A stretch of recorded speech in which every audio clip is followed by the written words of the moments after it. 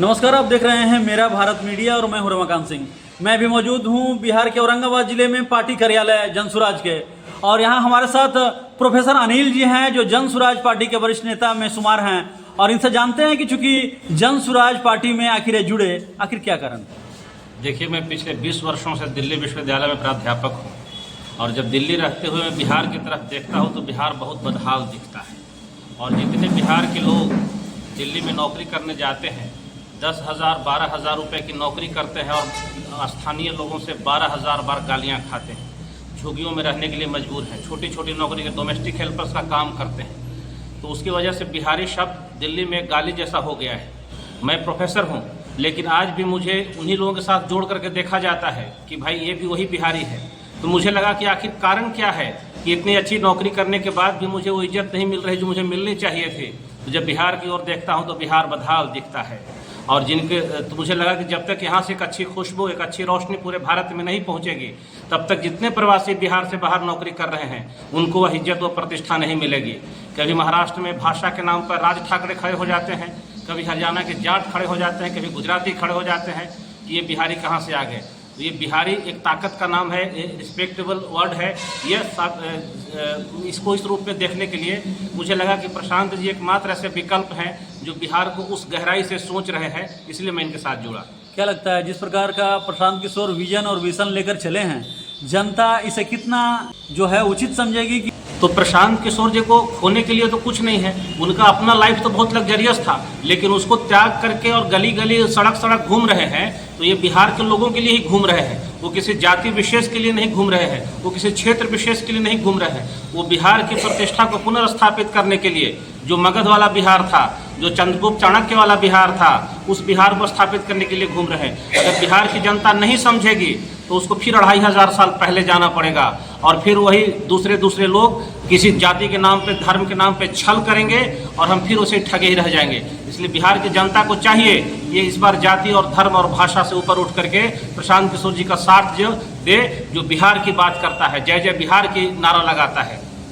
क्या लगता है प्रशांत किशोर जो विजन और मिशन लेकर चले हैं, सही सोच, सही लोग और सामूहिक प्रयास, तो क्या वैसे ही लोगों को ये जोड़ रहे हैं? अपने तरफ से कोशिश तो हम यही कर रहे हैं कि अच्छे अच्छे लोग जुड़े। उसके उदाहरण हम लोग भी हैं कि भाई हम तो कभी, हमारे पे कोई दाग नहीं है, अच्छी नौकरी करते हैं, रिस्पेक्टेबल नौकरी करते हैं।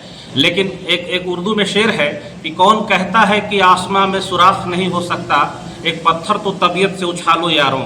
तो हम जानते हैं कि तब पत्थर उछालने से भी आसमान में सुराख नहीं होगा, लेकिन पत्थर का उछाला जाना हमारे प्रयास करने का प्रतीक है कि मैं जानता हूं कि सुराख नहीं होगा, लेकिन हमने सुराख करने की कोशिश तो की। तो प्रशांत जी वो कोशिश कर रहे हैं, उस कोशिश को नमन किया जाना चाहिए, उस कोशिश को सम्मान किया जाना चाहिए, उस कोशिश को साथ दिया जाना चाहिए।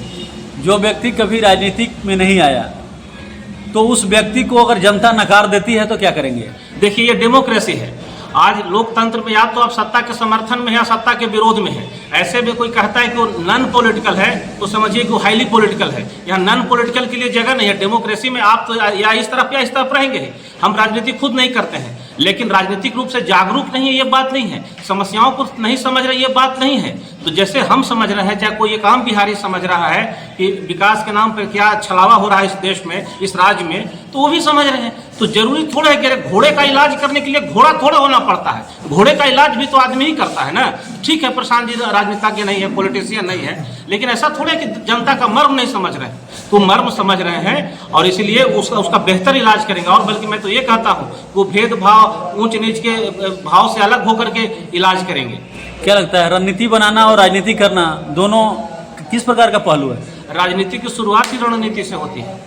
जब तक रणनीति नहीं होगी तब तक राजनीति कैसे होगी? सबसे बड़ा रणनीतिकार भगवान श्री कृष्ण को माना गया, तो रणनीति बनाई तभी तो धर्म युद्ध हुआ।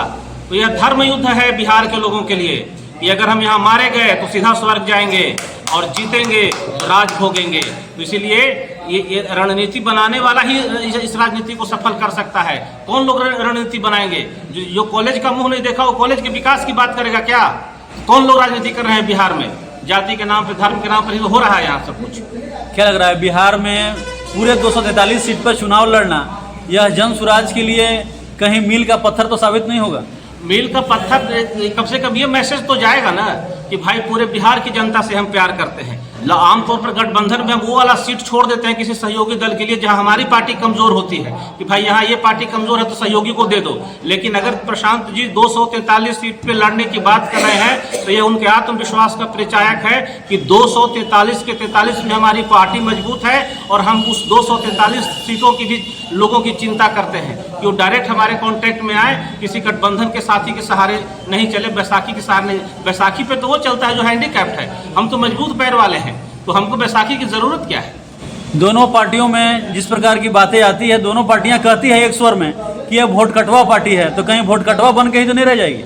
चोर के दाढ़ी में तिनका वाला कहावत सुने हैं ना, तो अब उनके पास कहने के लिए क्या रह गया है। और कुछ कह ही नहीं सकते हैं कि प्रशांत जी ने इतना घोटाला कर दिया, ये आरोप लग गया, तो कह ही नहीं सकते हैं। तो वोट कटवा और ऐसी ऐसी बात कर, वो अपनी स्थिति देख लेना, वो जरा अकेले लड़के देख ले। जो बिहार की सबसे बड़ी पार्टी है, जो जातियों का राजनीति करने वाली, वो जरा अकेले 243 सीट पे लड़ के देख ले, पता चल जाएगा कि वो वोट कटवा है कि हम वोट कटवा है।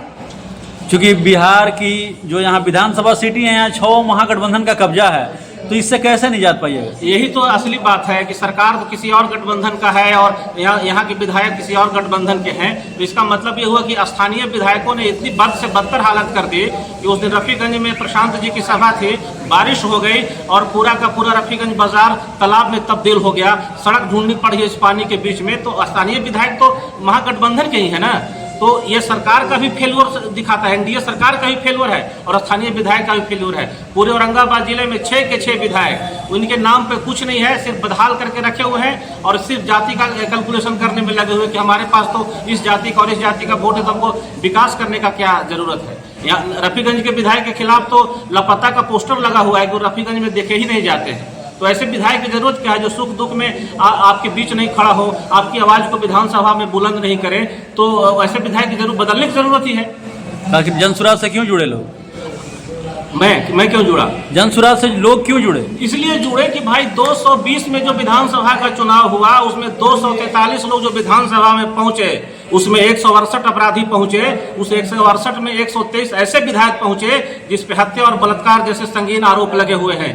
तो जब हत्यारे और बलात्कारी विधानसभाओं में पहुंचेंगे तो वो हमारी आवाज क्या उठाएंगे, तो अपने बचने का रास्ता खोजेंगे। लेकिन जनसुराज पार्टी एक ऐसी पार्टी है जो पढ़े लिखे लोगों को, साफ छवि वाले लोगों को मौका देने का वादा कर रही है, इसलिए मुझे लगा कि मुझे इनके साथ जुड़ना चाहिए। एक और जनता भी देख रही है कि जिस लोगों को ये मदद कर मुकाम पहुंचाए और आज उन्हीं के विरुद्ध जो है चुनाव में खड़े हैं, तो यह किस प्रकार का पहल है?